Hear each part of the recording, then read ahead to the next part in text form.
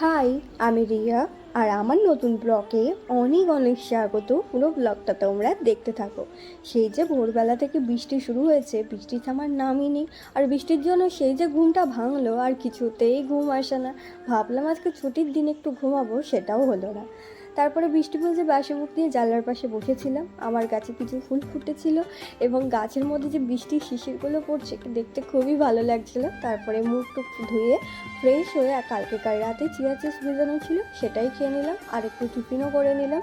করে নেওয়ার পর বৃষ্টি অনুভব করছিলাম জানলা থেকে, আর সরতেই ইচ্ছে করছিল না, সকাল থেকে এত ভালো বৃষ্টি দিচ্ছিল।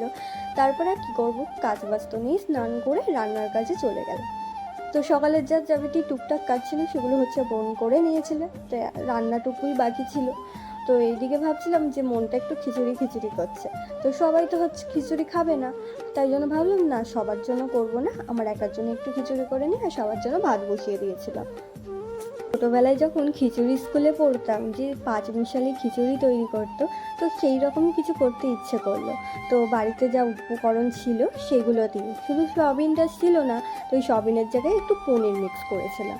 তারপরে সব রান্না কমপ্লিট করে নিলাম। আর খিচুড়িটা সত্যি স্কুলের মতো খিচুড়ি তৈরি হয়েছে, শুধু পাঁপড় মিস করছি, পাঁপড়টা ছিল না বাড়িতে। তারপরে আর কি, দুপুরে কিছুতেই আর ঘুম আসছে না, কিছু লেখালেখি বাকি ছিল সেগুলোই করলাম। তারপরে এইভাবেই দুপুরটা কাটলো, খুব বোরিং। তারপরে বিকেলের দিকে হালকা টিফিন করে নিলাম। নেওয়ার পর তারপরে সন্ধ্যেবেলায় চলে এসেছিলো পড়তে।